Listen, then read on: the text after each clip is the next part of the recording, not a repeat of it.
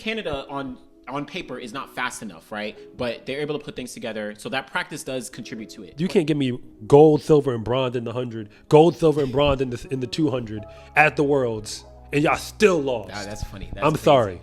Y'all can't do this to me. I'm on. going to skip to the bottom line already. Julian Alfred, next question. Julian Alfred. Okay, well, let's look at Julian. We'll talk about other people. But she's going to get this topic. She's going to give this. You want my actual thoughts? Dude, give us your actual thoughts. Like, let's get real. Look, if you're watching, I apologize for what I'm about to say next. I apologize, but I'm going to say it anyway. Because I could be wrong, but I doubt it. The 4x1 ain't rocket science, Team USA. It really ain't. And I'm going to say this, and I'm going to start here. So you said my honest thoughts. We have a 4x1 team that ain't a team. Okay, what do you mean by that? Until we change this policy of let's look at who qualified at the USA's in the 100 and the 200 and put them in a pool and then select who's going to run in this heat and who's going to run. That's not going to work. I apologize for what I'm about to say next, but I'm going to say it anyway.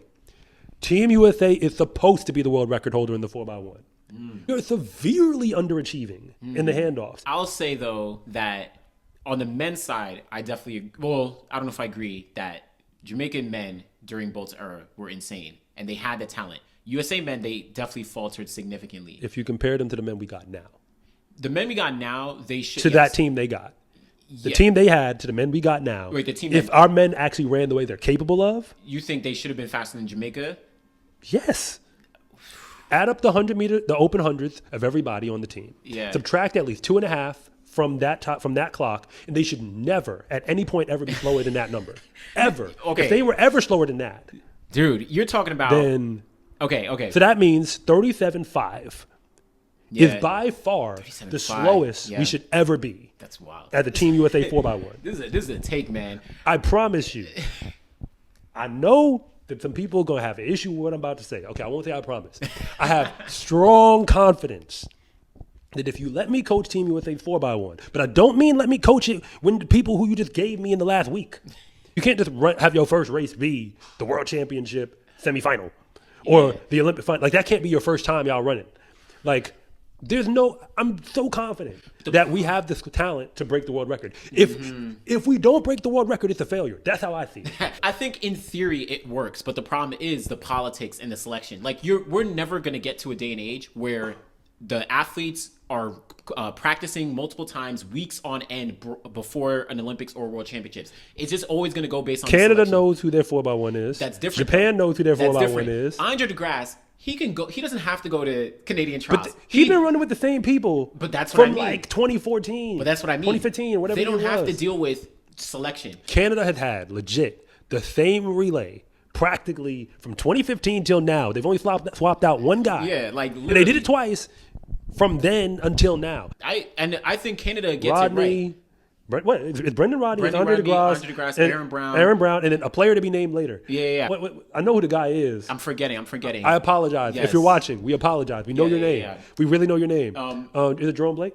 Jerome Blake, yes. Thank you. Jerome we know Blake. you. Okay, so... he would not be on the All right, so team. put it like this. Who would you put for the men right now on the That's USA a good question. 4x1?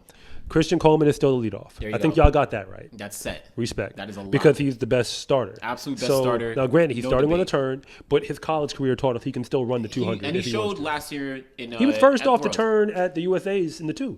Yeah, exactly. Like, Christian Coleman is a lock. You got your spot. Yeah. But see, when we start getting to the next ones, let's go back to the people who we know are on. Yeah. Fine. Noah, you're definitely on this. He got to be there. But for the absolute fastest relay, okay, look, out of respect for you, Noah, you can be the anchor. I was going to say put you second, but out of respect because you deserve to run through the line. Yeah. I mean, he ran second in, I think, Eugene 2022 on the relay. So there's he can run either or. But I think in general, he's a lock for the relay. I would say Coleman and Lyles, they're locks. But if they qualify under that structure. Well, of course, yes. If anything happens, if they happen to have, God forbid, a little bit of a hamstring twinge on the wrong day, they'd be fine in a week, but you not including them based off of your politics. It's true. But at the end of the day, that's why the USA system is it's cutthroat, and it's unfortunate, but it hinders the relay. Could bring Arian Knighton You could. But as far as I'm concerned, I'm putting him on the alternate. And the reason why is I want Kenny Bednarik. Okay, and I want Fred Curley. Okay, so. And I want Fred on the straight because I don't trust him on the turn. That's fair. Yeah, I mean, he's unfortunately. We know he can run the straight. Unfortunately, that turn has been an issue for Fred. So, because as far as I'm concerned, he's supposed to be the fastest 200-meter runner in the world. In theory, with his 400 background. Yeah, that's and his true. ability to run the 100. You should. But again, I'm a solid coach, but I'm not going to pretend that I'm a super elite coach who can coach at that level. There's got to be reasons that I'm not paying attention to. So let me, for those in the comments, allow me to say that. The third leg, I just think somebody rock solid. Like real talk, that can be where you dip the most. I just think somebody who's rock solid, who can get the stick and give the stick, who's mature, and I trust Kenny with that. I'm fair with Kenny. If that group comes to practice, if they come to practice, if I could get that group to practice, what's crazy is that who do we say? Christian Coleman, Noah Lyles, Fred Curley. So it would be Christian to Fred. So Christian Coleman to Fred Curley to Kenny Bednarik, Kenny Bednarik to Noah Lyles. Okay, and Arian Knighton is my alternate. So at least two of those guys, if we throw in Arian, it's three. They all train because Arian can go in any of those spots in theory. So I'm cool with that relay. I would probably even another discussion. Grant Holloway definitely, maybe he can be on a relay. You know who we didn't even talk about? Who? Trayvon didn't get included. It's true. Trayvon. I know he's coming back from some degree of injury. Yeah, they both we both had Achilles injuries. Even someone like Trayvon Bromell, Marvin Bracey Williams, even Elijah Hall. Team USA can win the world and win the Olympics twice.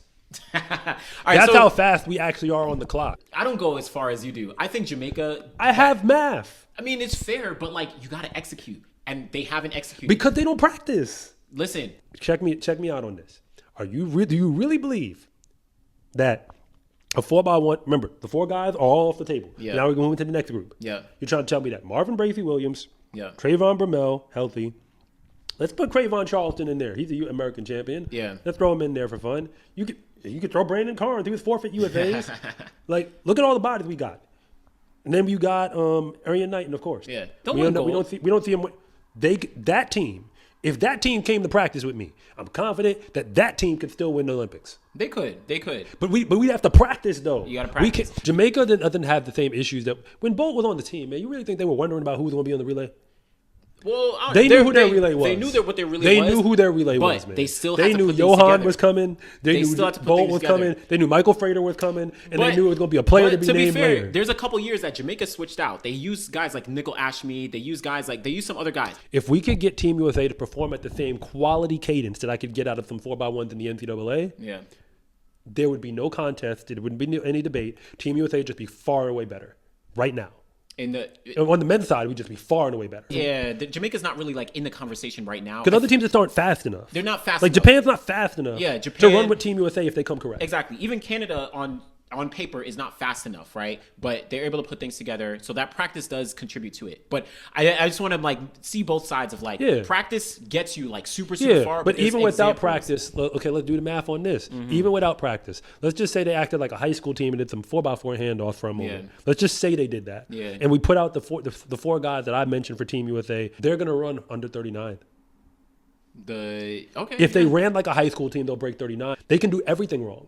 Not bad handoffs. I mean, crack face handoffs. Just high school level, bootlegged. Yeah. We don't know what we're doing handoffs. And they're still going to be faster. Of course, they'll be fast because they got that. But then you could get a college team that barely breaks 40. Yeah.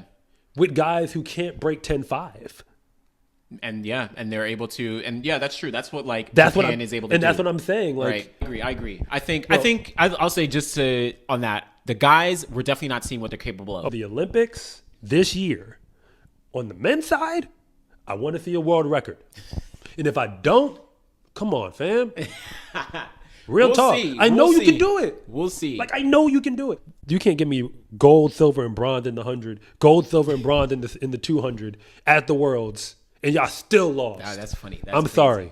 Y'all can't do this to me. Shout out to all y'all. Y'all put in work, but so let's talk about the greatest American sprinters ever. And we're going to, put this focus down on the 100-meter dash, right? Yeah, it makes it easier. So who would you think? Let's start off on the men's side. Well, we're thinking of greatest Americans. Greatest American sprinter ever in the 100-meter Sorry, in my dash. head, I was already preparing a defense. I mean, for all the people, okay, look, let's just say it so that the community knows. we are aware that Usain Bolt Yes. is the best sprinter of all time. If you want to put it in the comments and come for us, you can do it. We will Yes. read it. However, I already said it. We know that he is the best. And yes, when it comes to the American sprinters, Yes. like I said before, clock matters, but you also got clock matters and winning matters. Yep. And conditions matter. And I'll be honest, I only care about what you do in championships. Okay. So does championships mean like, because we're talking about American sprinters ever? Does that mean Worlds and Olympics? What about like USA's? I say World and Olympics. Okay. Because if you ain't make it that far, then no, that's why fair. are we talking about you? That's fair. Because shout out to like, all due respect, shout out to like Cravon Charleston. He won USA's last year. Yeah, but, yeah. You know, didn't get to Worlds. Maybe in the future, but you know. Yeah, we watching for you. Yeah. We are watching for you. Yeah. But with that in mind, no, he doesn't get invited to the party. So, Who are you thinking of? okay, let's just get the names on the board. Carl Lewis, absolutely on the board. Okay, who's next? Because let's get through the 90s. Okay. So- Carl Lewis. We had like, who else did we have? Man, I'm forgetting. I know there was like, Because Maurice Green showed up toward the end. he's like the later 90s, early 2000s. Yeah. So let's say Carl Lewis, Maurice Green. I know like Dennis Mitchell was running the 90s. He won some medals. Who else in the, man, I'm trying to think. The Americans in the 100 were kind of mixed in the 90s. But you mean, you had like people like Bruni Thurin and all them who are Yeah, Canadian. but that's so- Canadian. Yeah, like Frankie Fredericks is Namibian. So, well, let's say like, all right, Carl Lewis, you have Maurice Green. We're talking about medals, so like remember a lot of these names about to drop off, like the Sean Crawfords and whatnot, Yeah, you Sean feel me? Crawford didn't Like- win anything in the 100. like Walter Dix. Walter He was Dix the bronze has medalist at the Olympics. bronze at the Olympics, silver at the World Championships in 2011. Yeah. Of course, Tyson Gay obviously is in that. But he did win a conversation. world He won in the Worlds. pre-Bolt era. Yes, we said it Exactly before in the Bolt. pre-Bolt era. But then even in the Bolt era, he got the silver behind Bolt and at that world record. Yeah, that's fair. Justin Gatlin very much deserves to be in that conversation. Yes, He won yes. a bunch of medals. Okay, so well, I did the thing is the breakdown that I did was when I was, because I did a whole video breaking this down where I was looking at, I wanted to understand. Again, I converted the timing. Yeah. But looking only at what you did in World Championships or Olympic finals. Okay. And if you want to pay attention to the clock only, then it reshuffles the deck because Christian Coleman shows up a lot higher on that deck now. Oh yeah.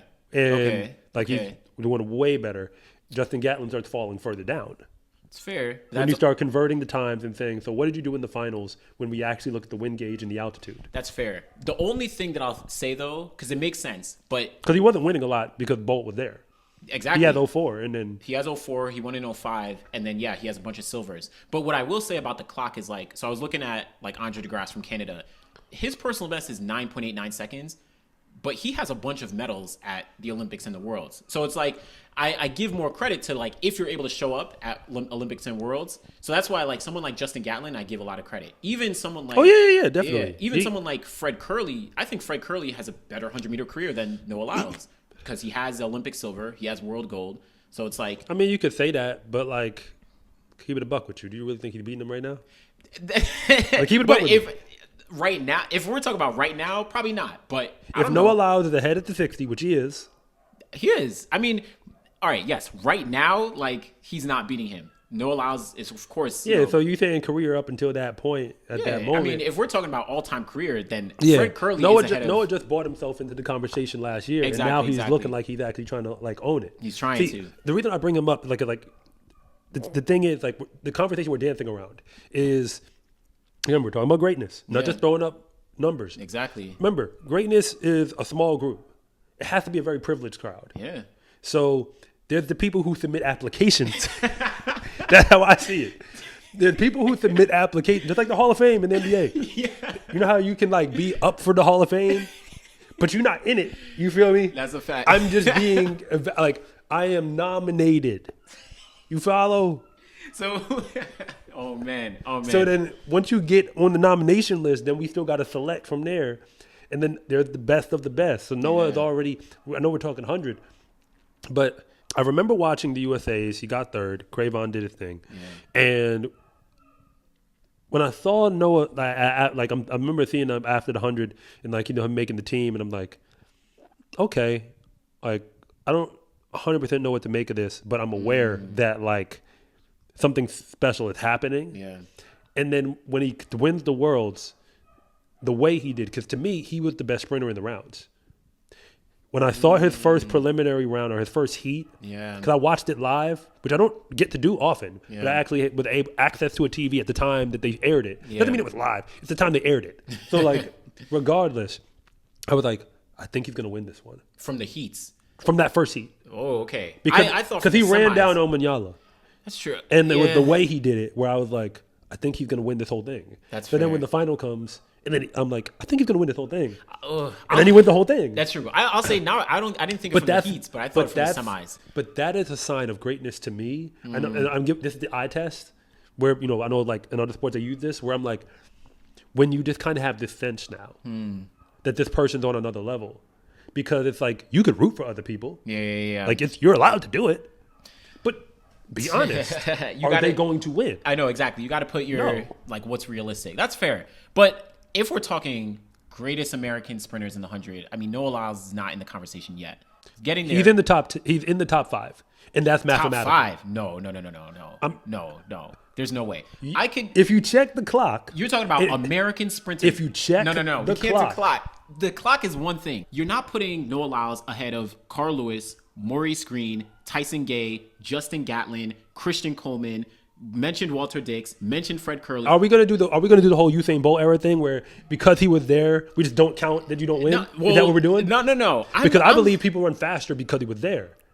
And listen, Walter Dix. So Walter if we're Dix- looking at the clock too, Okay, so look, Walter Dix could have. He went to the Olympic Games, coming straight out of Florida State, got a bronze medal in the 100, bronze medal in the 200. He could have lost. He could have not even been on the podium. Technically, I have a question.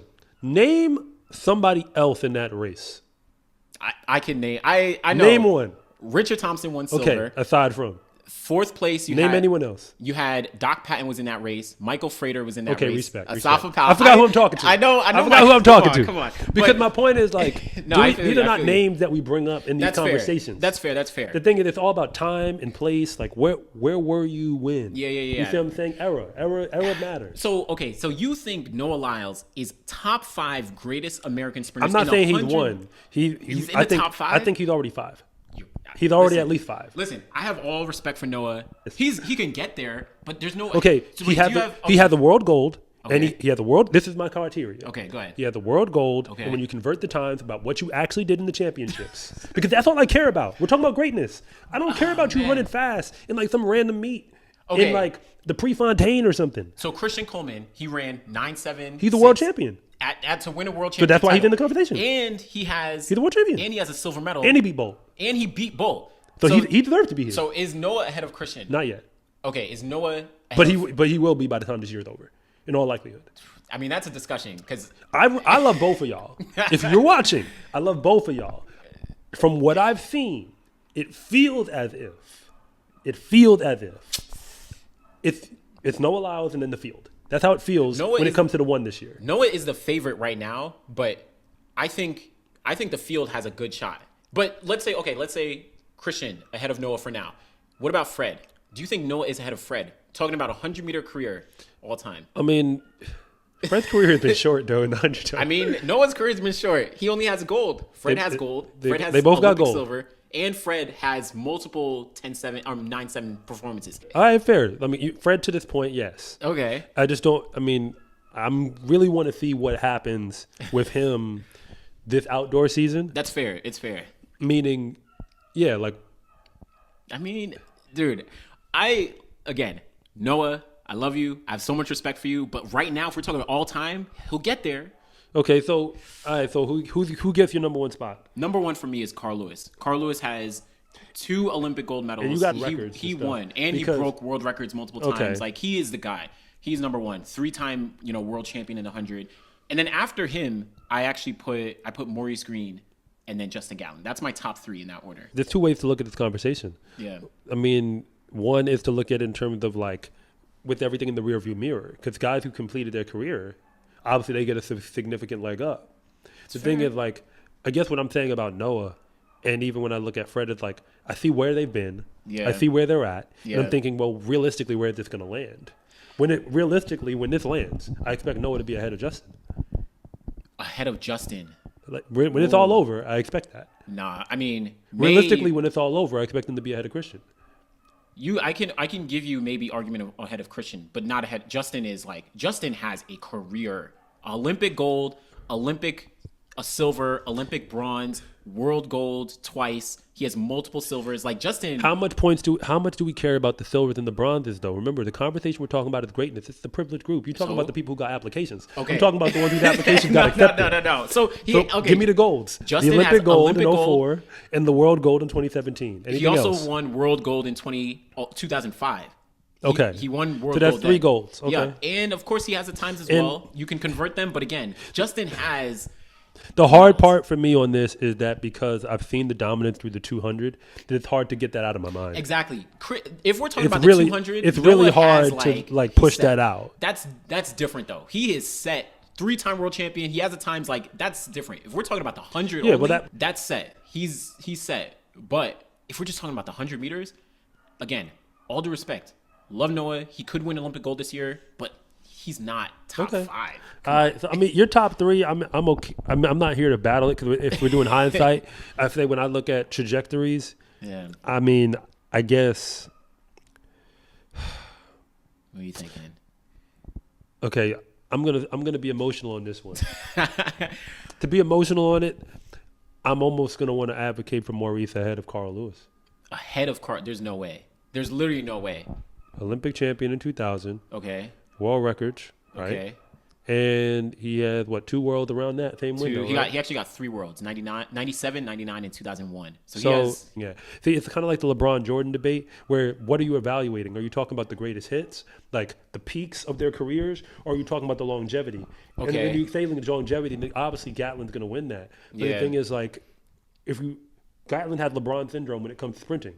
He stayed around so long, and he stayed at such a high level for so long that Yeah. yes, that's special, but that's not the same exact thing as your highs being at the highest height. Like Yeah. if somebody gives me 4 years or 3 years or whatever, where it's just like for those 3-4 years you do things that no one's ever seen, we've never seen that, or almost never seen it. Like it's just you're just here. Like to me, I care more about the moment than I do kind of like adding up the sum of the parts. Well, That's okay. why my brain processes this conversation that way. Well, okay, so like just Maurice Green, Carl Lewis. Carl Lewis did everything Maurice Green did, and he broke more world records more times, and he had that longevity. He won gold in 1983, and he won every single 100-meter gold all the way up until 1991. So double Olympics, 3 world championships, and he was competing in an era with Ben Johnson. Like, so I don't know. I guess that whole era is mired. That's true. It's So true. as a result, it's hard. I mean, especially for people who didn't live through it. I mean, like for me, that's all something I dig up online. Yeah, same. I'm like I'm a kid watching Maurice Green sprint, and I'm looking at my mom and dad saying like I could do that. Yeah. It's true. You had that. Like I sentimental remember value. watching Athens and running up and down the hallway of my house because I'm watching the 100, and it's inspiring me to say I could be that. That's crazy because I don't even remember watching Athens. That's crazy. But I remember watching Sydney. Oh yeah. Like I remember, like my introduction to track was Sydney 2000 with Maurice Green. Man. So like I have an emotional attachment there. That's fair. That It's goes fair. beyond where it's like you can almost say this guy inspired me to want to sprint. Yeah, that's fair. And I didn't even get around to sprinting until high school, like not formally, but like the moment where I realized I could do that was him. Was with him. That's a fair take. Moving this over to the women's side, when you think about the greatest women's sprinters, U.S. sprinters. U.S. American sprinters, yes. Now, And in the 100 meters, we're kind of focusing down on that, right? so this is a hard conversation. I said this to you Yes. off camera. It's a hard conversation. So let's first address all the elephants in the room. Elephant number 1. Actually, I'm not even going to take the biggest one. I'm going to take the smaller ones. If you're watching this and you are somewhere else in the world, we are aware that Jamaica has been dominating the sprints. Yes. So that's a separate content piece Yes. that we're not getting into right now. Yes. All due respect to the Jamaicans. And We we'll know. even say a We few know. names because we don't want you to think we're going to leave people out. Shelley Ann Fraser Price, as far as I'm concerned, might be the greatest of all time. Absolutely. And there's a reason why that's disputed, and we'll get to that in a moment. As for Sharika Jackson, In the 200, she's dominating. Elaine Thompson-Herah, double Olympic sprint champion. I think you got to put her above Sharika if we're talking 100. Yeah, specifically 100, of course. But we know. We Don't see worry. that. Don't worry. So that's there. The elephant in the room, which I'm going to call out, is the women's world record. Yes. And the fact that it was set. Now it's been over 20 years. I mean, it's coming up on 30 years. 30 plus years. Yeah. So, yeah. The whole we're almost on 40 years. We know FloJo broke this record. She broke it during an era where a lot of stuff happened in track and field, and a lot of stuff never happened again. Yes, since it happened there, there's a lot of reasons why people dispute that. Not going to get into it now. And that specific race, there's questions around like the wind and like all this stuff. It's like 0-0 wind. There's tons of questions, of course. But I don't know. I hate like moving somebody off of like the list, but it's almost like it's kind of like where Barry Bonds fell in baseball.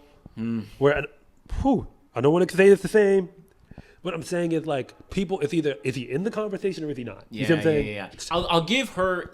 FloJo is in the conversation. Obviously, there's just those asterisks about the time and the race or whatever. But like at the end of the day, she has the gold medal from the Olympic Games. That's the only thing she has in the 100 at least. So like she's in the conversation because she really had. I call what she did. She had the equivalent of a lightning strike, and I call that it's a bolt thing. It's a bolt syndrome where a lightning strike is when somebody comes onto the scene and does things we've never seen before. Yeah, it's like a flash. It's like bang, it happened. Yeah. Because in track, I mean, these races they be pretty fast if you ain't paying attention. Yeah. So like, and I'll be fair to FloJo, where in the 200 she actually has a decent career. She won a silver medal in 1984. She won I think a silver medal at the World Championships in 1987, and then she won Olympic gold. But in the 100, she's a one in, like, I hate to say it, but it's a one and done. Like, she did that 1 year and that was it. So it is what it is. My thought is you give her flowers. Yeah. You put her on the shelf and just say, okay, look, this is your spot. There you go. And now let's talk about everybody else. So who's the everybody else? So there's a couple people. There's two names. I'll go a little more recent now. Actually, no, I'm going to go in the past. I do like Evelyn Ashford. Evelyn Ashford is... I honestly don't know much about her. No. So Evelyn Ashford... Ashford... keep it a buck with you. I know a lot, but I don't know that. Evelyn Ashford, she's the 1984 Olympic champion in the 100-meter dash. She broke the world record twice. She's the first person to ever run sub 10.8 seconds. She ran 10.79 and 10.76 all the way back in the 80s. So she was really dominating. And then she won silver behind FloJo in 1988. So she actually has a crazy career in the 100-meter dash. Okay. Yeah, she's before either of us were born. So she's a trailblazer. She's the people who laid the foundation because the landscape wasn't what it is now. It wasn't. Again, neither of us were born when she was competing, but she was a winner. I mean, again, the reason why eras do matter is because when people play the whole like this person in this era conversation, what they don't seem to take into account is if you send one of these sprinters now back in time, they don't develop the way they did now. It's a good point. Because they don't have the same resources, technology, all that stuff. Like, what does Sha'Carri Richardson look like in that world? Yeah, meaning those coaches, training. Ain't no Normatec, ain't none of that Theraguns, ain't none of that. It's true. It's all true. We got is maybe some ice for you. It's true. So that's fair. So I'll give Evelyn. I don't know if who else are you kind of thinking in the conversation? I mean, you brought it up. I mean, Gail Devers. She's part of that window when I was just getting into the sport. Yeah, she's. So I remember recognizing her face and being like, "Oh wow, this is Marion Jones is one of those asterisk names where it's like, she was dominant, and then a lot of stuff went down. That's crazy. I wasn't even thinking of Marion. She was of all that stuff in 2000. Sydney, that was her. That was her. I mean, she was the woman that I saw that again, like inspired me. Like, whoa, we could do this. Yeah, man. So like, it really broke my heart, man, to see. I mean, just everything that played out. But like, I still have the memory. Yeah. Of watching her cross these lines first. That's fair. I'll also give some more recent is Carmelita Jeter, where she's she won the 100 in 2011. She has I think 3 bronze medals in 2007, 2009, and another year as well. And she has Olympic silver. So I think she's coaching at UNLV now. Yeah, she's at UNLV. Yeah, she was at USC and then she moved to UNLV as a head coach now. And of course, she ran 10.6. She ran 10.64. She ran 10.67 as well. So she has like the times, and she was with the Jamaicans. Like she was losing to Shelley and Fraser Price and stuff like that. So it's like, but she was holding her own. But she managed to get a gold medal in that era, in the 100. So Carmelita Jeter is definitely in that conversation for me as well. Okay, so who's your best then? We already put Flojo on the shelf, so who you going with? So for me, And then the next question is, where should Kerry fall into all of this? all You right. got to go there, man. All You right. got to. So for me, I actually put. I'll give you a top 3. I put Evelyn Ashford number 1. I put Gail Devers number 2, and I put Carmelita Jeter number 3. Okay. Those would be my top 3. Gail Devers, she won double Olympic gold, and she won 100 gold in 1993. But I think Evelyn Ashford, kind of with that trailblazing aspect. But see, and notice we didn't even bring Flojo in. So like, I know. But see, the issue is like, so what have we been doing for the last 15 years? Like that's what, and by that I mean like when we're having this discussion about greatness, right? Yeah. Because people have a recency bias. Yeah. No shade at all to like all the respect in the world to the Melissa Jeffersons, Yeah. American champion. You know, Jenna Brandini was an American champion in the 100 as well, I believe. Yeah, She got one. She might have got one. You know what I mean? Like title. I'm saying, like all the respect in the world to these women who've done amazing things. And then Sha'Carri, she won an Olympic trials. Yeah. Stuff happened. Moving on.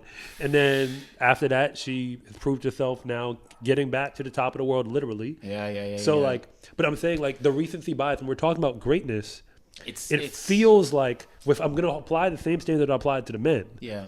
then we just got people with applications, man. It's They got greatness applications like for the Hall of Fame, but like it's Yeah. hard for me to stamp that thing and say it's you true. in. It's true. Like, okay, getting Man. into the Hall of Fame versus like getting into like Mount Rushmore. Let me say it that way. Yeah. It's Yeah. fair. Yeah. That's a whole different. If you win a world, you made it in the Hall of Fame. Sha'Carri, you're in. But like when it comes to like that Mount Rushmore of like the that's greatest a of the whole great, thing. like, and we're just talking in this country. Yeah.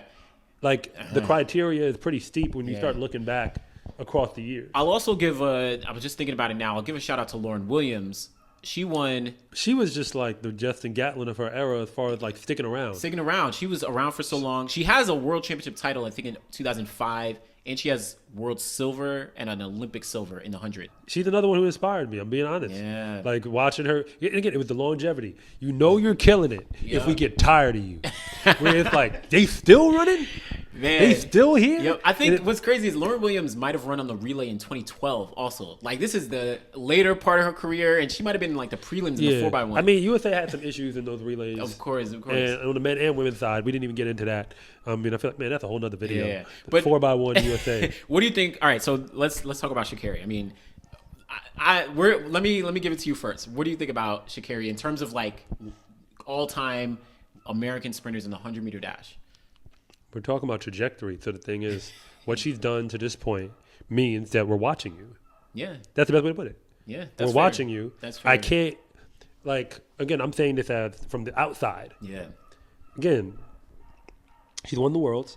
She very well could win the Olympics this year. absolutely, We do want to see the double. She's got a lot of competition along the way. absolutely. As far as like women who are obviously top tier. Yeah, But we're focusing on the 100, and I would say the challenge is, like it's not.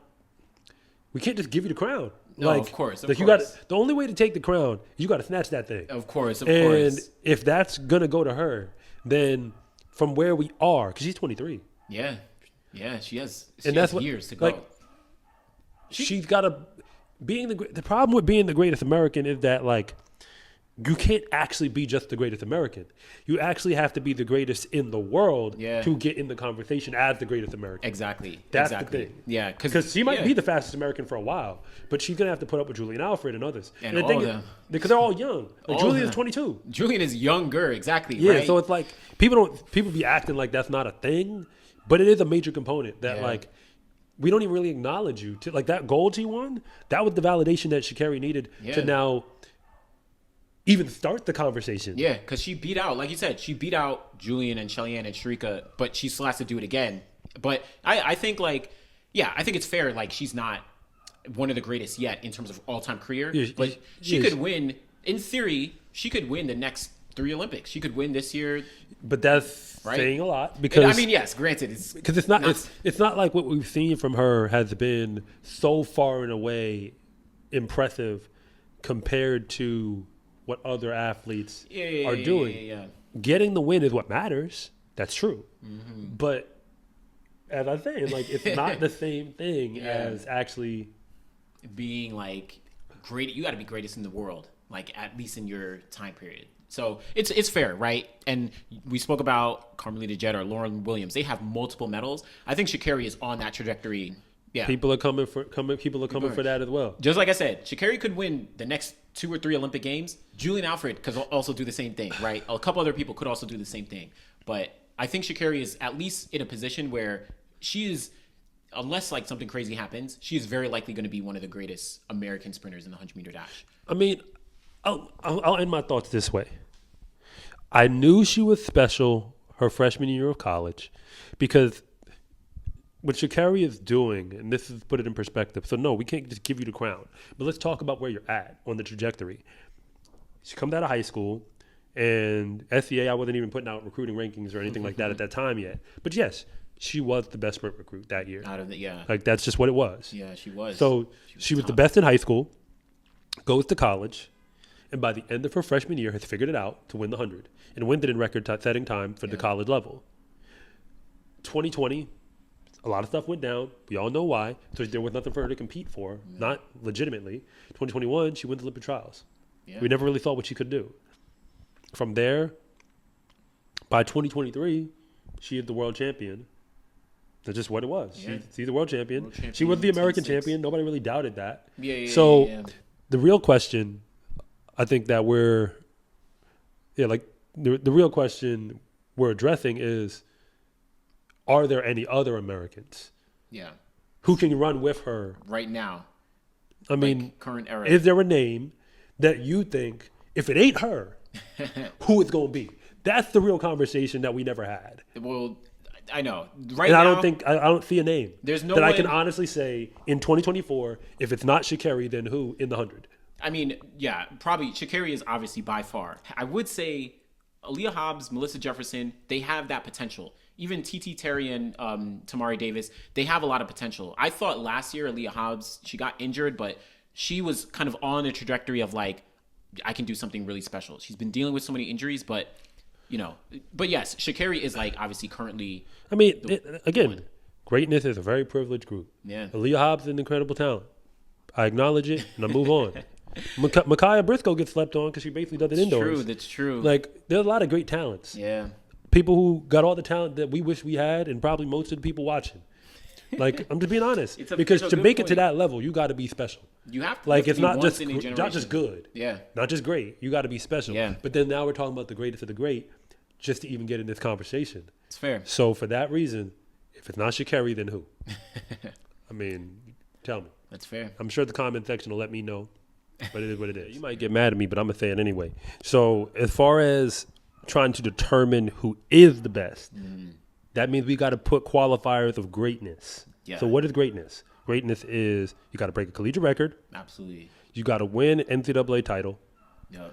And do we even care what you did in the conference? Yeah, you could, but I mean, the conference, I guess it depends. Because if you win an NCAA title, then the conference is like, it also depends on what conference you're from. So if you don't win at least one NCAA, you're totally out this conversation. Doesn't matter what you did. You can't be the greatest. Yeah, and if you broke a collegiate record, normally you probably would have did the other. Yeah. But like, so I mean, you got to do at least that. Yeah, you have to have and you can't. I doubt you will have anyone who's like broke a collegiate record but didn't win an NCAA title, because then it happens. Tell that to Messiah Russell. That's true. I mean, at least outdoors. That's true. Am I right? She didn't win. She actually indoors and out. I think she. No, did she win indoors? She lost to Akira Nugent. Won both. And Messiah Russell broke the record in both indoors and out, but then Akira Nugent took over, which is kind of crazy. Okay. But we still on the men's side. What are you thinking? You probably got to, to me, greatness means you got to win multiple. Yeah, I agree. So Christian Coleman, I think, has to be at the top of the list. Ooh, okay. Because he swept indoor-outdoor. That's true. Okay, he swept indoor-outdoor. 60, 200, 100, 200. That's true. Are we even counting the 4? We could. I mean, it's a sprint. We could. That's fair. The 4 counts. There's some guys. But wait, so Christian Coleman, so he got both titles, but he didn't break a record.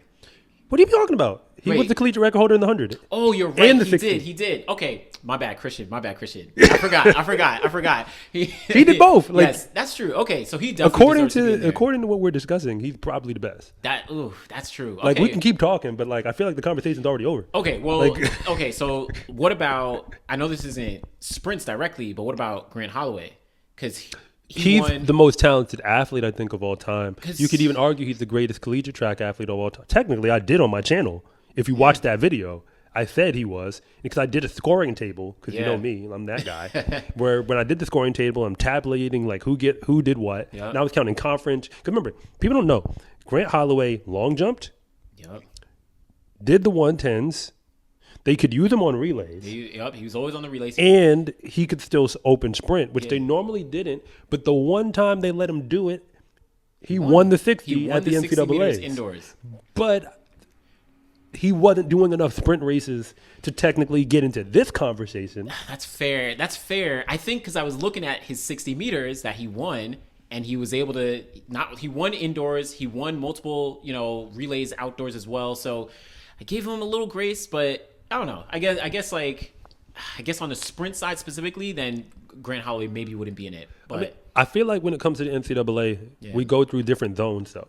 yeah, So that's why I said, like, I came into college in 2010. There was no guy. From Yeah. 2010 to 2014, name the guy. Like the guy who was dominating okay. So in the 1, 2, or the 4.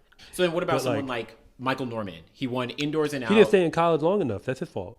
I mean, Christian Coleman went pro early. He too, was there for 3 years, though. but he didn't win anything the earlier years. But the thing is, until- like, so when we're counting your greatness quotient, though, Mm-hmm. now I'm starting to add some extra wrinkles in there. Where the year before he wins it all, like literally won it all, Yeah. like he was second. but he didn't win. Yeah, but I'm saying like he hung around. The thing That's is, fair, that's so when fair. we were talking off camera about this. Walter Dix to me represents what I call greatness in college for this reason.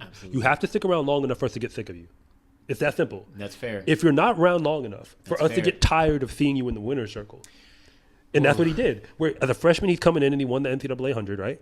Yeah. Senior year, where it's like, yo, didn't he graduate? I already? know. He just kept going. Because like normally, that's what one of my teammates said. He's like, your first time showing up to the show, Yeah. you're normally not going to do anything when you get there. True, but But you got to show up. Yeah. He showed up and showed out. He showed up multiple years in a row. Yeah. So like, yeah. But he stuck around. So like that's. I mean, if you want to go pro, to fine. Like Noah Lyles ain't in this conversation because he didn't go to He college. didn't even touch college, which is Like- all fair. Like, Like, dude, right? Yeah, we'll get to him in another conversation. Yeah. But like as for this one, I mean, okay, Elijah Hall is slept on, but that's because he did indoor. But he he swept didn't and he didn't do it outdoors. Outdoors, yeah, that was the only thing. But that's still special. It's true. And in the 200, he broke the NCAA record. Indoors. Indoors. But outdoors, he wasn't able to So follow where does through. Andre DeGrasse fall? Andre DeGrasse, the thing with Andre is it because he came from junior college and then went to USC. But he was there. He did 1 year USC, 1 year. but he won the 100. He Then won the win 100 and the 200, Yeah, yeah. so he swept outdoors. He swept outdoors. That's fair. That's Andre. That puts you in the conversation. Andre's in the conversation. I mean, And he didn't sweep it at JUCO, if I remember correctly, the year before. the year before, no. But Most then, people wouldn't even know that. What about Trayvon? So Trayvon, the year before, He just won Andre, 100 though. He never won the 2, and he came back a second year and got beat by Andre. Yeah. Wait, well, he won the indoor 2 one of the years. NCAA indoor. NCAA Are you indoor. sure?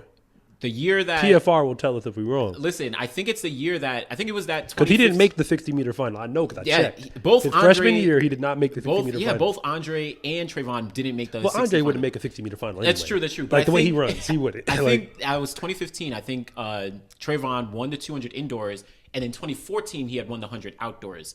But I mean, I don't so know. you're saying he won the 200 indoors the following year? No. So 2014. So his freshman year indoor, he won 200 indoors. I'm almost certain. I could. Yeah. We may cross check Okay, this later, internet, but, I the mean, comment section, y'all can fact check us on fact this. check. But I mean, Andre, I think is a good one in the conversation. What about someone like, it's maybe obscure, but Jarian Lawson?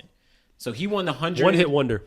He won the 100. When he it comes won to the his 200. when it comes to his sprinting, remember, great athlete. We can Double throw him in the sprint champion. Look, that's a whole different video when we talking about. We talking about the sprinters, man. But I'm saying, if Trayvon didn't even Do you win, realize Jarian Lawson? I did the math, and I'm willing to bet if you fact check me on this, y'all gonna find out that I'm right.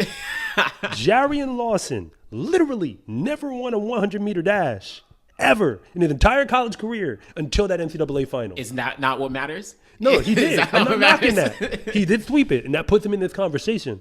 But let's clarify. We're trying to figure out who the greatest is. So far, everyone we're bringing up, we're just trying to determine if they knock off Christian. That's all we're doing. That's all we're doing. Man, I'm trying Up to until think. now, we ain't found a name. Either they didn't run enough sprint races like Grant. Yeah. Jarian with long jumping. Okay, cool. He can be in the jump conversation. He got the jumps. I mean, man, I guess. And since then till now, Ooh, Christian. Joseph Fahnbulleh is the next name that like came in and did stuff. Yeah. Matthew Bowling, yes, he won the 200 indoors twice. But outdoors he wasn't. He always took a legit dip. Yeah. And that's another conversation where I know everybody thinks they're an armchair coach. Yes, I was a college coach, but I'm not going to tell you about why it is what it is. It's just that, you would have thought that if he was winning indoors, he would have gone outdoors and we would have seen it in the two. It's not That's like the best way to put it. Yeah. We would have, you would assume. You would it assume. would have And he happened. won back-to-back indoors. He won. No, it wasn't back-to-back. It was 2021 and 2023. Oh, okay. But at least he won twice indoors. But that didn't translate outdoors, at least in the sprints, right? I mean, Fahnbulleh, he won the 100. He won the 100. Eventually, and he won the 200. And he won the 200. And he won the 200 the year before. Yeah, so he has three. So he's the next. Then from Christian to him, he's the only guy who gave you three in the last decade plus. I don't know. I would put Michael Norman ahead of. All the respect to Michael Norman. All the respect. Oh, what man. I have to say is, I know he could have done it. So why didn't he end up doubling in the two? I mean, why? If you're focused on the four, if you're killing it in the four, like We talking about college. If I'm a college coach, I'm trying to put some points on the board. it's true. That's true. So I don't want to hear that's your pro conversation. You want to go pro, go pro. You running in college right now. I need points. that's fair. So I didn't see him in the two. I know he was fast. He broke 20 at Pac-12. Yeah. So we never got to see if we're going to give him points for those records. But then you got to cancel it out because Christian was taking out records too. Christian got the records. That's So, fair. but at the very least, it would put him at okay, if he's not one, he's like what, 1A? Yeah. But that 200 not being there Yeah. is what makes it it's I'll hard give- to give him that I'll give space. Christian that top spot, and then I would say Michael Norman after that. That's your second. I'll give Michael Norman second. I want to put Grant Holloway, but the hurdles are not the sprints, which is fair. To me, it's Michael Norman and Joseph Fahnbulleh duking it out for second. But I wouldn't. Joseph killed it, but I wouldn't say Joe is ahead of Michael because because of the lack of records. he didn't break any records, and he didn't win anything indoors. Did he not win an indoor two? I don't think he won an indoor. I too, feel 'cause like he he was running did. with. You had Terrence Laird and Matt Bowling were running. He did. Obviously, he didn't win it. Well, 2021 he didn't win it, but I feel like 2022 maybe he did. Could have been, but I don't know. I don't remember if he won. Indoors. If he didn't, then who did? Because I feel like there was a year that was like a down year, like one of those dead years that like the 60 meter winner in 2022 was like some random guy. And I don't mean rude. I know it sounds rude, but I mean some guy whose name we don't hear ever again. We don't remember. He showed up at that meet. He won that event, and then you go looking for him, and it's just where he be at? You don't see him running pro. NCAA outdoor, you didn't see him really. Yeah, no. Yeah, I don't know. But I would put Michael Norman because he has the two titles and he got the indoor NCAA record, outdoor record. But Christian Coleman, I think, definitely has that conversation. There's probably someone that we're forgetting though. But I mean, the comments will tell us. But let's be honest. Oh, Divine Oduduru won. He won the double. And he's who we left out. Yes, he's the guy who didn't make the conversation. But the problem, and that was not us intentionally trying to disrespect him for reasons that we will not bring up right now. We'll leave that alone. But I mean, to be fair, it was only 1 year. He didn't do. Well, actually, Divine is a good case. 2018, he won the 200 outdoors, and then he followed through the following year and got the 100 and the 200. And he's number 2 all time in the 200. So he actually has a decent case. It's not ahead of Christian, but he has a decent case. All right. Well, I mean, you could argue that he was the most important to kicking off this whole Texas Tech. Exactly. Taking over. Exactly. And I did a video on that, so definitely check that out. I've mentioned them a lot. Yeah. I never gave them their own video, but if you go through my videos, you will see them profiled a few times. Yeah. So what are we talking about? Terrence Jones. Okay. Well, the thing, he hasn't won anything outdoors yet. He has well, I mean, he won 2 back-to-back 60s, and he's a collegiate record holder tied with it. So if he does it this year, if he does it this year, if he does it this year, it's he is now in the conversation. He's in the convo. He's near in the conversation, but I mean he moved to the top line if he does what he's supposed to do. Because if he doubles 100 and 200, that could be a problem. He could be the guy. But he doesn't have any other titles outdoors, at least. So yet. Yeah. I mean, he ain't gonna stay in college after this year, so like, I know he's probably out. this is it. Okay, yeah. So Terrence Jones in that convo. We'll see how things pan out for him. So, all right, Terrence Jones, if you're watching, listen, we're watching. yes, Terrence Jones. If you're watching, I'm looking at the camera. If you're watching, we're watching, and if you're watching, we are watching. Yeah. So we'll see. But I think we could be good. Christian Coleman. Right, is so now moving on to the women's side. all right. The greatest women's sprinters of the decade. And when we say decade, to clarify, just from my memory, because I feel like I'm young enough, I'm going to just say 2010 till now. 2010 till now. That's the decade we're working with. Okay, so we're adding a few extra years, but anyway, we're not math teachers right now. Listen. So that said, who are you going with? Because I already said I need records and I need championships. All right. So off the bat, there's probably a couple, but off the bat, I initially thought of Aaliyah Hobbs. So Aaliyah Hobbs has won NCAA championships indoors and out, 60 That's interesting. and the 100. She broke the NCAA record. She didn't win the 2. She hasn't won the 2. She's 1600. That's really she just has her. NCAA titles, has NCAA record. I think she was close to the outdoor record. She ran 10.85, I think. She never got the 100-meter outdoor record, but Aaliyah Hobbs made a mark for LSU. And Okay. like she was one. That's initially who comes to mind. I'm going to skip to the bottom line already. Julian Alfred, next question. Julian Alfred. Okay, well, let's look at Julian. We'll talk about other people. But she's going to get this topic. She's going to get this category. Okay, so give me why Julian Alfred? Collegiate record holder indoors in the 60 and the 200. Dangerously close to those records outdoors in the 1 and the 2. Yep. You could blame it on the wind to keep it a buck because I was checking week to week. I mean, wind is wind. She doesn't have the records, though. It's not her fault that it was windy in the races that they put her out there. I mean, no one's going to remember that. And she was winning. No one's going to remember that years later when... Yeah, but I mean, I already been over this, man. Okay, look, this ain't even relevant. Why are we still doing this whole wind gauge FAT foolishness? We got computers. We got calculators. It's fair. Like they have adjusted calculators. I've used them. So we should have like fully converted timing. It is what it is. But Julian Alfred, it was her. It's fair. Julian, for that year. That year, she dominated. And she was the collegiate record holder 2 years prior. Yes, yeah, exactly. Well, I was gonna say so of course last year, but then the year before in 2022, she won outdoors in 100. Yeah. Okay. But I'm saying the nine of the 10 fastest 60 meters ever recorded in college by a woman are by her. No, you're right. It is of the crazy. 10 fastest. It is. It was at crazy. a point where every time she ran that season, she ran faster than any woman had ever run in college. That's true. What were y'all gonna do? That's true. And she ran like globally the second fastest 60 meter all time when she was in college. So okay, Julian Alfred. I actually like Julian Alfred. So what about on that same vein? What about Abby Steiner? Now she doesn't. Maybe she's not top, but she's in the conversation. Yeah, she's back to back indoor 200. She won the outdoor 200. The 1 year she finished pretty high in the. And of course, she has an NCAA record in the 200. The thing that people keep knocking her on is that when we say sprinter, we always expect you to be 1-2.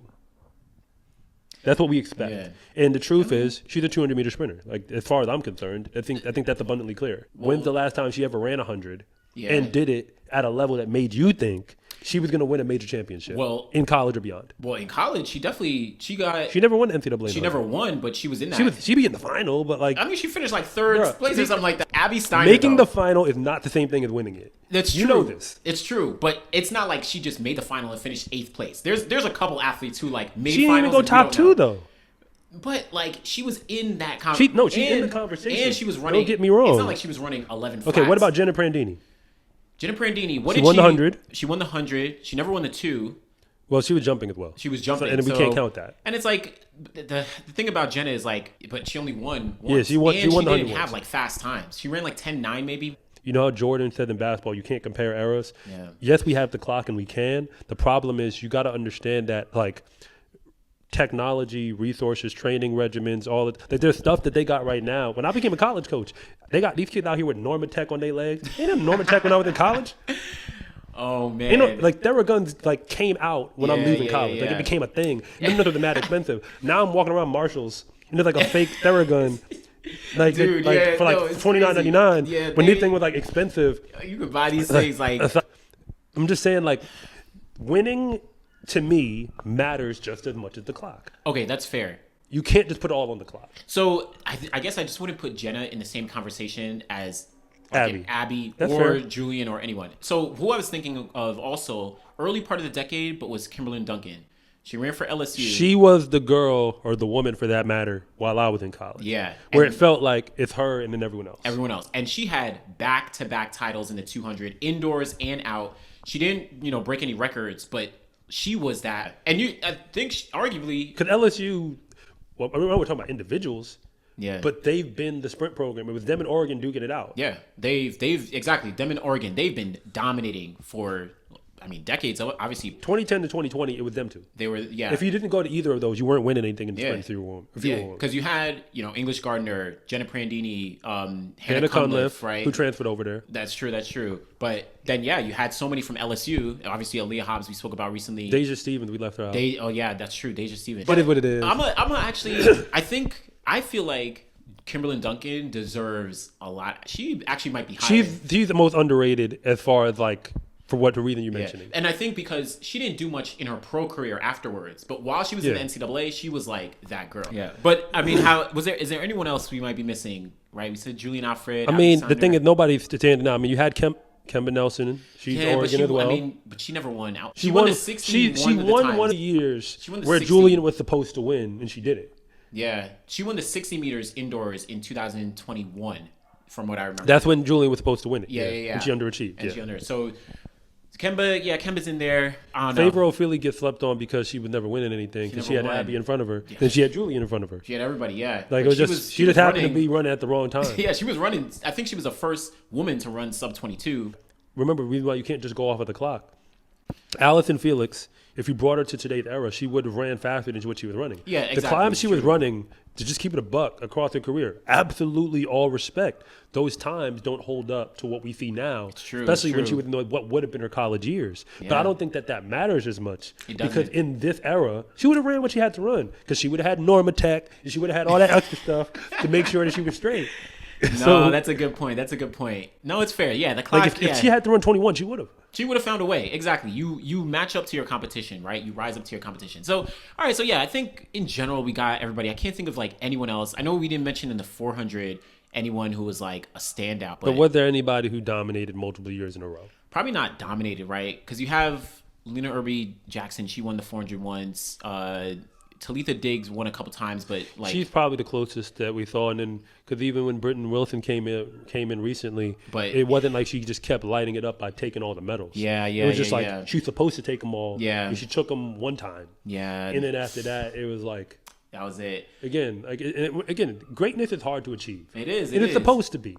Exactly, that's the point, supposed right? to be. People think. I think we be handing it out like it's candy.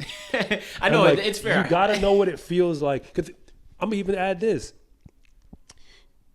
Most D1 athletes know what it was to feel great because in high school, that's what we felt like. In my league, which is not important, I don't lose, ever. We show up to the meets, the gun goes off, I run ahead of y'all, I look back at y'all, I laugh. And then I go walk over to the results to see my time because I'm not worried about the placement. Or maybe you don't even go check. You just go to your coach to talk about how the race went. You don't even think about the time sometimes, right? No, that's and you what do that for a year or two straight. Yeah, and then you show up to D1 and realize you average. So I'm just saying, greatness is hard to achieve. It is. It really is. I think for the most part, we got most of the women. Yeah, there was no one on the 400. Who else I can think of? Shout out to Kendall Ellis. I know she won indoors at one point and also broke the NCAA USC, record. right? USC. Okay. Also, someone shout out to Phyllis Francis or Shawnee Miller-Weibo. Oregon. Where'd she go? She went to Georgia, but she was only there 1 year. She broke I think she broke the NCAA indoor record or something. I must have missed that. I apologize. That was 2013. She was one and done. I wasn't paying attention. Yeah, I wasn't paying attention. That was 2013. Shawnee Miller-Weibo broke that. She ran something crazy indoors, won the NCAA title, and then she just went pro. She was but that's why Sha'Carri doesn't get in this conversation because she won it once. Once. Showed up once, she won it. Yeah. Indoors, she did make the 60 final. She wasn't really relevant in terms of winning that final. Exactly. It wasn't until, and even you can argue, leading up to when Sha'Carri won the title and broke the record, she wasn't the top girl. But she was getting notoriety. She was getting there, right? I think she put down a fast rate at SECs. Yeah, she put down a fast people race, noticed. SECs and regionals. Melissa Jefferson would have made this conversation if her race at USA's happened at NCAA's. That's a good point. because she won the She 60. won 60 indoors. From Coastal Carolina Actually, University. yes, she was she's one of those where it's like, you're not in the SEC, you're not in the Big 12, Yeah. but you're winning. But she didn't win outdoors in the 100. But I did a video on her last year, and she had her own come up story though. It's true. It wasn't like she showed up even at the Yeah. Sun Belt or whatever they were at that time. Again, Yeah. it's hard to keep track with all this realignment. But like, regardless, she didn't just show up and just destroy it. Like, she was really good. She was progressing. But then, like, she take those. Yeah. And when she won that 60, no one saw that coming. At all. Because she was running times in that meet. She wasn't running prior to the meet. At all. Like, yeah, she shocked everybody. But then And then she goes to USA's and, because she lost at NCAA, I think she got like 8th. Yeah, it was a bomb. And then she comes It to was a bomb. USA's and wins it with wind. Yep. Since we're not converting the times like I tried to tell y'all. I mean, if somebody want to put money behind it, I'm here to help you get it done. We can make a killing and put FAT out of business. I got to be honest with you. So when I'm thinking about what college track and field actually was like for me, nobody really knows what it's like to compete against an Olympian. It's true. Like, So, no. okay, we got stories. So I'm gonna let you. I mean, you want to go first? Because I can take it. I'll let you go first. I'll bounce off All you. right. So remember, I said future Olympian, and when you commit, you're basically thinking like, okay, I'm gonna be the best. Yeah, that's how you feel. That's how you feel. I don't realize, or at the time, I didn't know how delusional I was, because I'm thinking that being the best in my league or even in like my little county makes me the best in the country. Yeah, man. But then again, there was no like rankings or anything that really tell us where we're at. So I remember racing. Okay, this is my junior year. Yeah. I raced Brendan Rodney. Now, he stands out because he's the only world championship gold medalist who I've ever been on the track with. Yep. And this was in a 60-meter dash. Yeah. I ran what was at that time, I'm a junior. And this was at that time the PR that I recorded in the 60. He won the event. And this is like his first college meet as like a freshman. Which is crazy. And he was crazy. like, what? And he was like, whatever. Like, but you could tell that after the race, he's just like, this is no big deal. I had no idea how fast he actually was. Fortunately, it was the 60 and not the 200. I mean, he would have smoked in the 200. He would have been crazy. Because we're in the Northeast. Yeah. Like the Northeast, when you think about D1, is not like that's not where the fast guys are. Yeah, you're not seeing those top names. You're not seeing the fast guys there. They're not training like the guys out in Texas or Florida, right? I don't even think it's about the training. It's just that if you're really talented, they recruit you to go where it's hot. Yeah, that's true. We were doing the same workouts. Yeah. Keep it a buck. That's like true, that's true. If you go down to D3 and I show you some teams, they be doing the same doing the same workouts. stuff, but It's yeah. just that them boys is faster over here. Yeah. But hey, that's another conversation. As for, okay, so I'm gonna put it in perspective. I didn't know how good he was till I saw him run the 200. We were at, I think, the Larry Ellis Invitational at Princeton. That's probably one of the best tracks in the country, in my opinion. Where they have like the track and field stadium. They still host IC4A, I think. IC4As might still be there, yeah. But I mean, IC4A fell off because like with all the conference realignment. But hey, that's another subject. So it is what it is. It's like a Northeast Regional Championship meet, kinda, but whatever. So it was him and Bruno Hortolano from Cornell. Okay. So both of them ran the Olympics. Bruno for Spain and Brendan for Canada. Nice. So they're in the first heat of the 200. I won my heat for the record. Not that it matters. Not that it matters. Because I'm in like heat 4 or heat 5. You're in the lesser heats right now. But in heat 1, they went, and they both underachieved, running like 20.7, 20.8. Nobody else is under 21. Like if you go 21.3, you excited. Yeah. You see what I'm saying? Like, and that's what I mean by like, this is what it's like when you compete. Do you remember Reggie Dixon of Hampton? Reggie Dixon, yes. He used to walk around the track like a god, bro. Word. And I don't you say that. I mean, I say it facetiously only. But like, I remember when Reggie would show up to meets, like at the Armory. Yeah. Man, Reggie Dixon. See, because I wasn't in his heats. He's just doing his thing. I'm like, remember, I'm not good enough for that. Like, I spent my whole track career, unapologetically, I admit what it was, because I wanted to be at D1. Yeah. And my whole career was trying to get in the fast heat. And I sometimes got in. I was that guy who ran good enough in the prelim, won his heat. But once I get in that fast heat with all the guys who's about to put down like the actual, like I remember my senior year, I ran indoor 2, and it was a guy, nobody even knows his name, Carl Horsley. Yeah, I don't know. From Cal State Northridge. Who that is. I mean, he was at USA's outdoors in the 2. Okay. I mean, listen, you make it to USA's in the 200 also. I mean, that's... You legit. Yeah. So, needless to say, I wasn't ready. The gun goes off. I'm at the armory. I'm in lane 6. I'm thinking, I got a good lane. And I'm thinking, okay, I might be able to break 22 out here. And then, hey, indoors on the 2, the first meet, like, first off, I didn't break 22. That's one part. Yeah. Second half, I remember getting up to that back turn. And I didn't just hear footsteps. I felt a gust of wind. Dude, in the 200, that is scary. Right? And I don't even think he was in lane 5. He might have been in lane 4, bro. Damn, man. Yo, so I mean, all the guys in the heat were legit. But I'm saying, like, there was us and there was him. The thing is, like, I've already been over this. Like, the talent gap in D1, there's a whole nother conversation that I'm not even hitting on. It spreads where, like, a large percentage of the fast people end up in the same schools. Yeah. And some of them are looking like bums over there. Exactly. Like, you'd be, like, ranked 30th in the SEC. But you could win the Patriot League in D1 now, which is actually a thing. Because that's where I ran. Absolutely. Like, but think about it. What coach actually cares about the 30th best sprinter in their event? No, they're not checking. In the conference. I don't mean in nation. 30th in the conference. Right? You are useless. Yeah. You're just a body. You're like you'll get put on those like BC relays or whatever. Like the B relays. And it's all due respect, right? Like you got like it's all due respect. But those are the guys who would go, up in the Northeast and they'll be, winning. They'll be ready to take off. Exactly. But no, I feel that. So there's been some good stories, but I mean, yeah, I got to say this. Chris Belcher, he did run some stuff pro. This is back before he made it to North Carolina A&T. I think he was at Monroe running JUCO.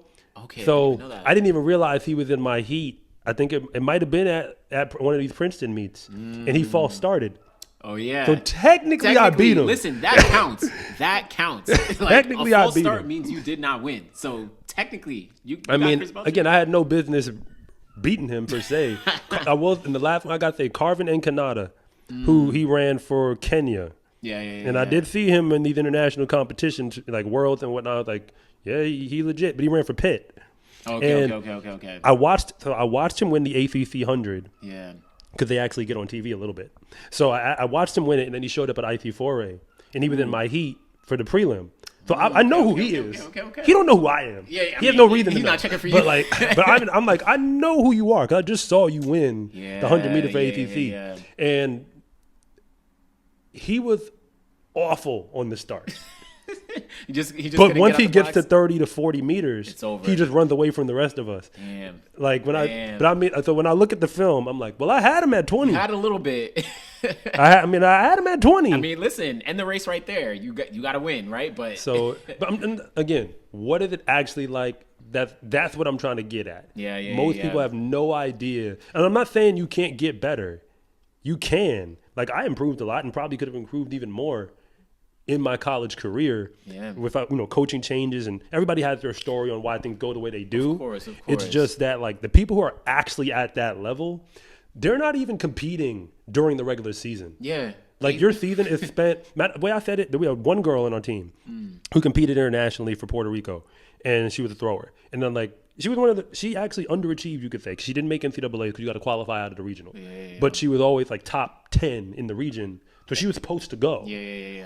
Her season doesn't start till after the conference meet because she's not losing. It makes sense. Where is she going? It's literally just everywhere like she goes. prep It's and like practice, basically. Like, you do a little press release for the team, and it'd be like, okay, who this person was first, and this person was first. Like, her being first is not a story.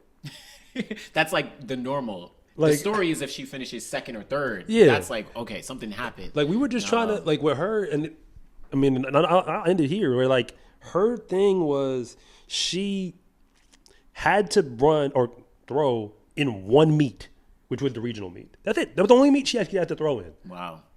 Every other meet, it was irrelevant who showed up or what they were doing. She could PR. She could have it wasn't important. Yeah. Because if she couldn't get it done in the regional meet, and she showed up 3 years in a row. You see what I'm saying? Like, she was legit. She was on point. Yeah, that makes sense. There's a couple athletes like that where, like you say. Rachel Pena, by the way, that was her name from Lafayette. Got to talk about this part, which is this whole going pro out of college or going pro when you're in high school. Yeah. Because now, granted, I think we see it more on the sprinting side, but of course it does happen in other events. But fundamentally, what are we doing? So like, let's have this conversation. Like, what's happening? Because NIL is here. Yes, NIL changed the game, I think. It did, but not as much as people think it did. It just confused the game. That's the best way I would put it. Like, the data doesn't tell me that the game has changed. It's just, again, it's very confusing and very misleading. So don't believe everything you see. That's what I'm trying to say. That's the quote. Who's done it? So, Noah and Arian did it, Noah and they were Arian, success. They went straight. They were a success. Well, Why did it work for them? Because I think they're the only two it did. Well, so for them, they were like, so let's say Arian. Arian was very successful early on that it wouldn't even have made sense for him to go to college from a competitive standpoint. If he's already running, what was he running? 19.8. I think he ran, at Olympic trials when he was still however young. Like, you're not going to go to the NCAA starting off at 19.8. He's supposed to win the championship or else it's a failure. That's what you're saying. Exactly, right? And same thing with Noah. He wasn't obviously running that. I don't even think he broke 20. I mean, let me say this. Going to college there's two conversations. One is what happens to an athlete like that if they go to college. If they go, right? And that's what Sydney McLaughlin-Levrone is. Yeah, she went. Yeah, that's true. She didn't have to go, but she went anyway. She went for a year. And Michael Norman technically didn't have to go. He's the same level as that's true. Noah Lyles. He was like Noah. Yeah. So we know what it looks like when you go. And That's then you could argue Sha'Carri was, I guess, on the same level. She was but not. But not from coming out of high school. She wasn't like a Sydney. Or she was right Noah. below. Yeah. She was like the next cut. Yeah, exactly. So what I'm saying is like, if you're gonna make it from high school going in, you've got to show up to the USA's and make it look like you belong there in the final, and you've got to do it before you turn 18 years old. Yeah. If you can't show up first time you get there, get to the final, and make it look like you belong. Yeah, and that's what Noah did. That's what Michael Norman did, right? Like when they were there. So I think in general it's mixed. Noah Lyles, Arian Knighton, they had success. They have currently successful careers. I think for someone like Sydney, right? She went 1 year, made sense. She had already made an Olympic team, but she wasn't like that world beater, right? Like she wasn't who we of course know as Sydney right now. Even someone like Christian Coleman, he finished off. He went through Tennessee and then he went pro, but like coming out of high school, he wasn't like that guy. Well, yeah, his numbers from high school to college, like he was as good. There were other guys who looked as good as Christian exactly at the high school level, exactly, who just didn't do what he did. They just didn't pan out in college. Yeah, and even Christian early on, he didn't get to Tennessee and start dominating. Right, Yeah. It took a little bit. So, yeah, I think in general, it depends on the athlete, but I would say I would edge towards an athlete going to college as opposed to going pro from high school. Well, I think college is always a victory, and that's not just from an education standpoint. I'm saying like you have to know what running pro actually is. Yeah. Okay, speaking on behalf of friends of mine who tried it, NCAA All-Americans, who went on and tried to do the pro thing. It's incredibly lonely. It's hard. Yeah. Because I honestly believe the most fun you'll ever have in track and field will be competing on a college team, a good one, especially at the D1 level. Yeah. I think that's the most fun you're ever going to have in the sport. Yeah. When you turn pro, at that point, your whole career is just trying to make the Olympic team. And I hate to say that because, like, yes, the world is a thing, but, like, man, if you don't make the Olympic team, it's not going to compare in terms of, like, the joy that you get out of competing in the space. So for that reason, when you go to college, you're allowed to leave, in my opinion. If you really want to be a pro so badly, you're allowed to leave if you got to win gold. Got to win gold in your event. Yeah. And I'm not going to think you have. You're saying you got to win gold. You got to win an NCAA title. Yeah, right? you got to win an NCAA title, definitely. Okay, that's fair. And I'd say, I think you should either win one indoors and outdoors. Okay. Or you have to break a collegiate record. If you don't do either of those, you're probably not ready. I think that's fair. There's some Sha'Carri broke a record for the record. Sha'Carri broke a record, and that's she won why a title. she was okay. Yeah. Michael Norman broke record, then won both indoors, outdoors. That's true. Christian did both. He did both. These are the people who are ready to leave. They were ready. Yeah, I will say Sydney broke records. Sydney, of course, she broke records. Sydney probably is one who actually maybe didn't even need to be in college. Yeah, she went because she wanted to go to college. Yeah, she just wanted to go to college, which is again. And I think while she was in college, she was training with pros. Like I think Kenny Harrison was there, and there was like people who were already there who were pros. So she has like a different experience. But I think it's important. Go to college, get that experience, get that like team camaraderie, that all that fun stuff, and then go pro. Well, prove yourself. And prove yourself. Yeah. I mean, it's true. You got to prove yourself, because if you go pro, everyone's going to forget about you if you didn't win anything, if you didn't run fast. Which is what happened to the Kim Duncans and whatnot, where I know most people don't remember they were tearing it up. Exactly. There were so many athletes who were like, you're getting second, third, fourth, and sure, in the NCAA, you're dominating. But like, when you go to the pro ranks, that's second, third, but fourth. even like, okay, even Maurice Mitchell, he made an Olympic team. When's the last time you heard his name? That's a good point. Actually, Maurice Mitchell is a good case, because he actually won 2 NCAA titles. He was that guy. Like while I was in, he was the closest thing to the guy while I was in college. Yeah. And then like the guy who was the best sprinter, in my opinion, and even still, he makes an Olympic team. Yes, doesn't make a final. And if you're, you got to understand the standard is really high for Team USA. It is. If you make an Olympic team or a world team, but don't make an individual final, it's almost like you never showed up. Yeah. Like if there is no like pat on the back. It's true. It's like, congratulations, you represented. No, you didn't represent. Not compared to what Team USA wants. Yeah, man, it's tough. So it's like, tough. if you're not ready to realistically be in that world final, just stay in college. Because guess what? Some of these college kids will be there too. Yeah. The only caveat I'll give, well, yeah, on the American side, I was gonna say if there's athletes from other countries, Yeah, that's what I meant. Yeah, that's like they can do whatever they want, because they don't have to go through our whole trial system. But Tarsus, Oregon, Uganda. Yeah. It's like, so yeah, you got a couple people, but yeah, I think in general, some of these athletes, you gotta win an NCAA title. You have to maybe break a record, or you have to be like this crazy talent that we can see where this is going, and maybe NCAA is like hindering you or something like that. I can't think of like an example. But if you can't think of an example, like I hear you, but like it's almost like it doesn't apply because like that person doesn't exist. I know. I mean, look at was it Brandon Carnes? Where did he go? Northern Iowa. He went to Northern Iowa. He didn't win anything in NCAA. That's true. He was just dominating the Missouri Valley. Found a way onto the relay though. I mean, because he kept running, unattached. Hey, listen, and I think he might be sponsored by ASICS, but no, he is. Now he is. Maybe after what happened last year. That's fair. But like, it's hard to be a pro. It is. Think about it. He was the 4th fastest man in all of America with no sponsor, at least not one to wear athletic gear. He might have had a sponsor, but it wasn't to wear athletic gear. And he was an athlete.